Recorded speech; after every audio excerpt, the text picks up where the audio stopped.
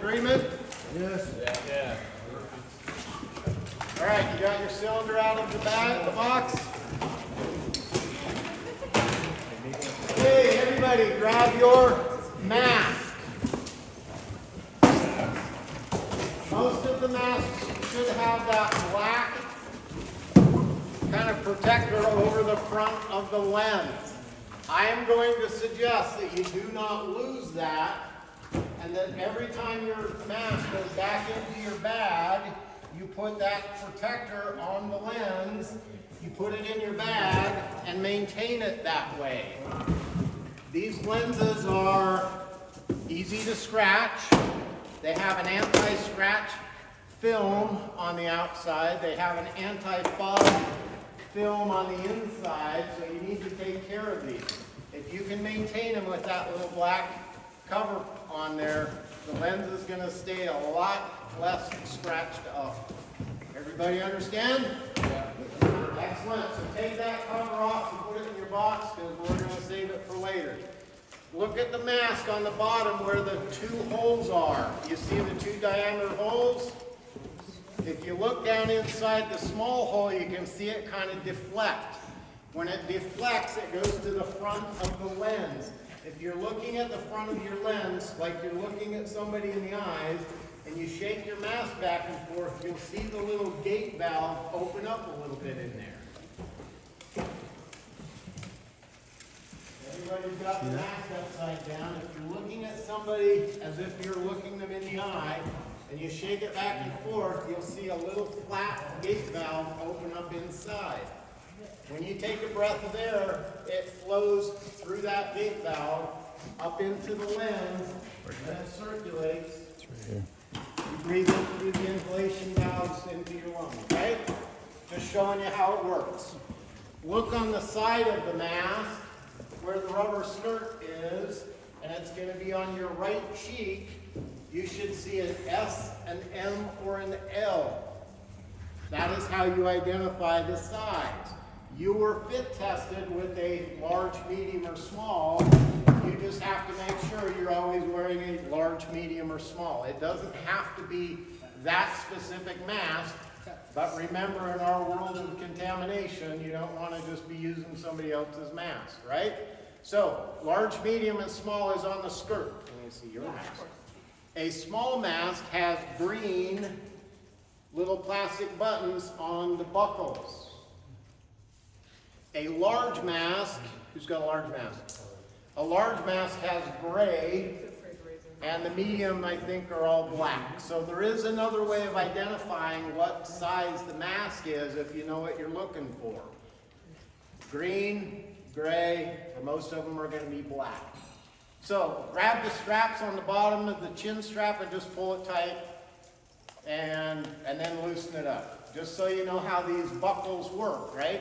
They're going to be a pull backwards. When you put the mask on, you're pulling those straps backwards. They should lock into place.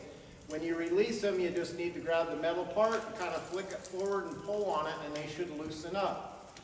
Each of the metal buckles, as you go around, the two at the top and two at the bottom, have a D-ring on there, a little metal clip. When you're wearing the SCBA, underneath the voice amplification, there is a clip. If you stage, you can clip your mask to that little D-ring under that voice amplification. You can use any one of those D-rings on any of those exactly to do that. All right?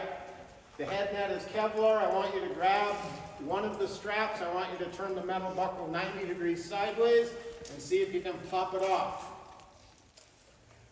Got to use some finger muscles. They will just pop off. Nicely done. Okay, to put it back on, you just put it back over the kind of large diameter hole in there and pull on it. You should hear it click. It kind of stretches out a little bit, but you should be able to hear it click. Everybody done that? Got it off, put it back on. Good? Yes. All right, I want you to put your mask on. If you have bangs, head net goes over the front. Face goes in, head net comes over the back. What straps do you tighten first? Then what? Then what? Excellent. And then what?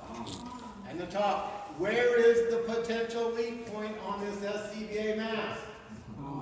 Why do you want to make sure you have a good seal? So you can live. Whole list of things, right? Don't want to breathe IDLH bad air. Got to make sure the voice amplification has a positive pressure. Don't put duct tape on those things because you're going to be adjusting them constantly. They don't lock into place in a perfect setting. You're going to constantly be moving these things. After a holiday, you're going to have a big head because you've eaten a lot of food, right? So you need to adjust the straps just a little bit more than you might not if you're out training for a marathon. How does it feel? Take your palm and close off the bottom. What happens if you push the mask against your face? What happens to the quality of the seal? It's better because you're pushing the mask against your face. Very gently, just do an inhalation. All we're doing is just checking to make sure we don't have any major leaks going on, right? Feel good? Okay, take the mask off, loosen the straps all the way. MSA would suggest that you do not store the head net over the front of the lens. They just want to hang it on the back, loosen the straps all the way, and just let it hang on the back. That's what MSA is going to suggest. All right, mask goes down on the floor. Let's grab the cylinder. All right, identify where the serial number is on the cylinder. It's the writing, it's in the band. It's going to start ACE or something. I don't know how they start. ALT. Most of them are going to be an ALT. You guys don't care about the serial number, just want you to look at that. Cylinders, carbon wrap cylinders are good for 15 years. After that date, you're supposed to retire them and be done. All right, so on that cylinder, on that label, you also see a date, and it's a 2-digit date, a 2-digit month, and a 2-digit year. So it's right in that same area that the serial number is located. Right, so that's what we're keying off of at 15 years from that time frame on that date. These are going to, oh, who's putting battery in? Oh, you're leaning on your. Oh, it's me. Tap, tap, tap, tap, tap again. Tap, tap again. Tap, tap. Oh, it's going on. It's going Double on. tap. That's funny. Oh, man. I thought I was Hutch and I'm sitting there looking at you.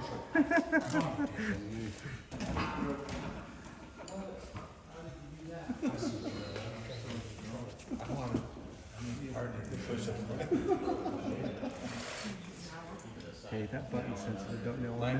All right, so on the valve, yeah. He cut the tag off his bottle. He went ahead. I'm not worried about it. Probably need to do that before they go in service so he doesn't go in with the fire hose. But He went ahead. Make him do push-ups. push-ups, how many? 35. 3? Live after. 2? Well, we are at station 82. So grab the valve and I want you to look at the pressure gauge. Where is the needle on the pressure gauge? This is one of your daily checks. When you check the cylinder, it should be 90%. In the green. excellent. All right. So anybody employed by OSHA? All right, y'all believe in safety first. I want you to put the cylinder on the ground with the valve in your hand. And I want you to orient that yellow cap, that thy fellow firefighter, and I want you to open the valve really quick and close it really quick.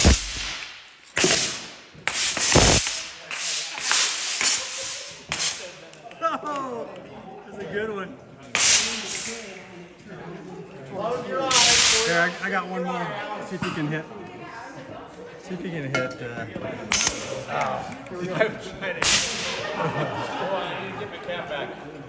All right, at the end of our training session, we need to kind of scour the floor and pick up all the yellow caps and throw them in the garbage. You guys are the only crew that gets to have this much fun. The rest of the crew don't get to do that. All right, under that yellow cap, you see a stainless steel. They're referred to as the nipples on these cylinders. Those are just threaded on there, and they are tightened on there with 14 inch-pounds of torque. Not a lot of pressure, very little. It's a crescent wrench and 2 fingers to put those on. If you're taking a cylinder out and putting one in, I want you to take your hand and grab that thing and see if you can get it off. Can anybody take it off? Cowboy hands. Why?